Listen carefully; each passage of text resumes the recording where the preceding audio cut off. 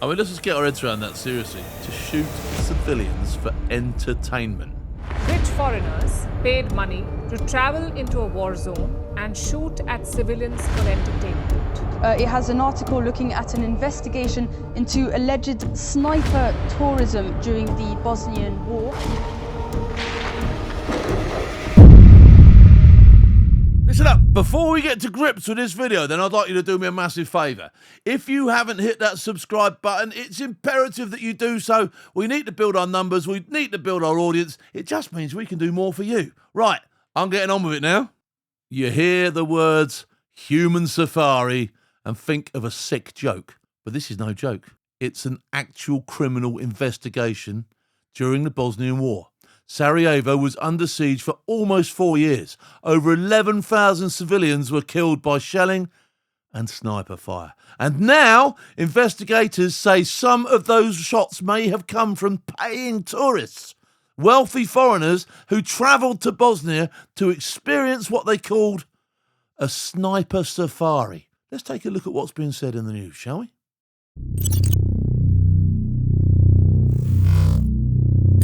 To Europe and to a legal case that has stunned many people. Italy has opened a formal investigation into an allegation from the 1990s. An allegation so dark that prosecutors say they must examine it closely. Well, here's what it says. Rich foreigners paid money to travel into a war zone and shoot at civilians for entertainment. I mean, let's just get our heads around that seriously. To shoot civilians for entertainment. It's beyond belief, that. Beyond belief, I think. Next level. You heard that right. I'll repeat it just in case. Rich foreigners paid money to travel into a war zone and shoot at civilians for entertainment. These people are being called sniper tourists. And when did all of this happen? Almost 30 years ago, during the Bosnian War. Some of you may remember what happened then. The story begins in Yugoslavia. Yugoslavia used to be a country. Yugoslavia, the country, was made up of 6 republics. These republics lived under one flag, one government, and one leader, and they stuck to this system for decades. But in the early 1990s, the system collapsed and Yugoslavia broke apart. Old ethnic tensions resurfaced. The Republic of Bosnia declared independence, and that triggered a 3-sided complex conflict. I mean, it was a proper punch-up, wasn't it? You know, but to be that far out of control that you can go and pay, you know, where was this money going? There's going to be so many questions to be asked on this. Where was the money going? Who was taking it?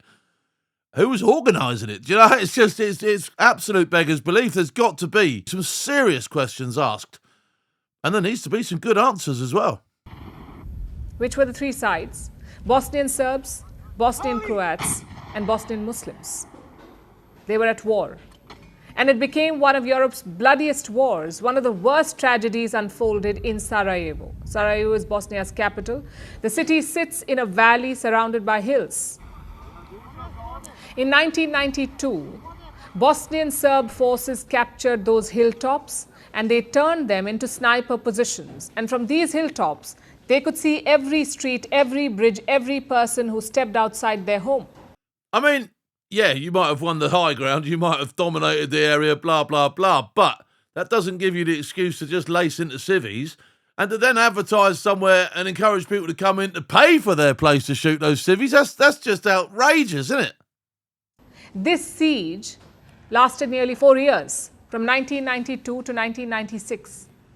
And in this 4-year period, more than 10,000 civilians were killed, many of them by random sniper fire. Now, it is against this history, this backdrop, that the latest allegations must be understood. The claim comes from an Italian writer. His name is Ezio Gavazzeni. He says he spent years collecting statements and testimony, and he says foreigners from wealthy countries were escorted. I mean, this is what gets me here. So he spent years collecting these testimonies. Why has it only just come to light now? You know, for me, as soon as you found something that was substantial enough to push these claims forward, you should have been straight into it. This is a long time after this stuff happened now, isn't it?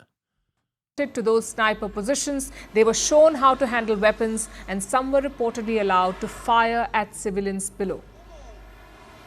According to some reports, there was even a price list. So what was the price of shooting a human being? $92,000 to $115,000 US. I mean, the people doing this have got to have serious money as well. I wouldn't even know where to begin to find people with that sort of money to just go and shoot other people. It's just, for me, I mean, somebody must have hooked into this vein somewhere and realised that there was a lot of money to be made. But how, where and when and who, there needs to be some real tough questions asked around this. And there needs to be some proper evidence as well, doesn't there? There really needs to be some proper evidence. Now, to be clear, none of this has been proven yet, but the prospect itself is chilling. And if true, it would mean civilians were used as targets for money, for entertainment. And it would represent a new and deeply disturbing form of war crime. I mean, yeah, a war crime is exactly what it is. It's just crazy, just absolutely. But as she did point out there, it does need to be verified and proven beyond reasonable doubt that this did happen, because this takes things to a really insane level. This is why Italian prosecutors are taking the case so seriously. They're examining whether the allegation involved Italians and whether the claims could lead to murder charges. The author, Gavazzeni, has also referenced a documentary to back his claims. It's a documentary called Sarajevo Safari from 2022. It included statements from a former Serb soldier and a contractor who said that these tourist snipers did come. Reports say a Bosnian intelligence officer has also given testimony. Why now? Why now? Why not before? Why was this not highlighted? Why was something not doing so? So that Bosnian soldier and the other guy just sat there and watched it, let it happen, and didn't say anything about it, didn't highlight it when it was going on. So come on, what's going on? There's something going on here, isn't there? And this is why the allegation strikes such a raw nerve, because it echoes something ancient. History shows that human beings have often treated violence as entertainment. In ancient Rome, elites paid to watch gladiators die. They paid to watch animal hunts. The Bosnia allegation, if true, would be a modern version of that. But not everyone agrees with the allegation. Serbian war veterans say nothing like this happened. No foreigners ever visited their positions. They say it would have been impossible because of checkpoints and tight controls. There were British soldiers too who served in Sarajevo, and they too have denied the claims. Some have described it as an urban myth. And that is what makes this case so complex. The war ended 30 years ago. Memories have faded, documents are limited, and much of what happened in the hills was never recorded in the first place. So the real question tonight is not just about proof, it's also about possibility. Could a system of sniper tourism have operated? Could foreigners have reached those hilltop positions without anyone noticing? And if they did, what does that say about the war? I think there has to be some substantive, beyond reasonable doubt evidence for anything to be done, or even for this to be taken seriously. About human rights and cruelty, and about the value placed on human life. Right, we've just seen what the press are saying, but here's our summary.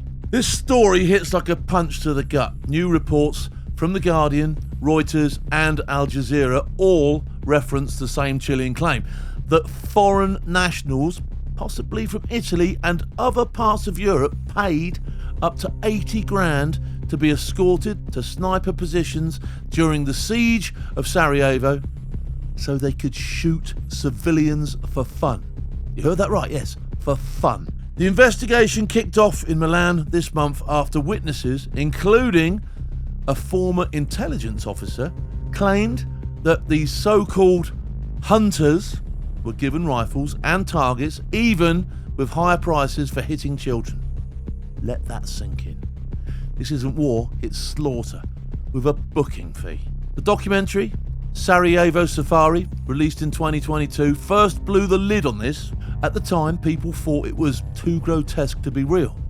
But the Italian prosecutors clearly think otherwise, because they're now opened a case to verify the witness accounts. Now look, the siege of Sarajevo was already one of the darkest chapters in modern European history. Snipers terrorised civilians for years, but if even one of these sniper tourist stories turns out to be true, it changes how we look at the whole conflict.